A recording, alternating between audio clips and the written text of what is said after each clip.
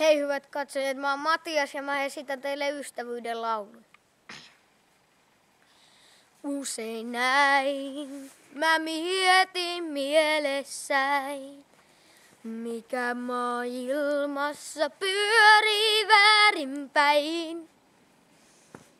Voisko rattaat kääntämällä saada surut loppumaan, niin että kaikki vaan innoissaan ja ryhtyy laulamaan.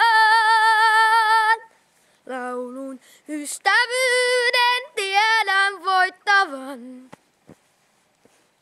hetken onnellisen kerran koittavan, jolloin portti suuri ystävyyden maan nyt avataan ja siellä kaikki kohdataan.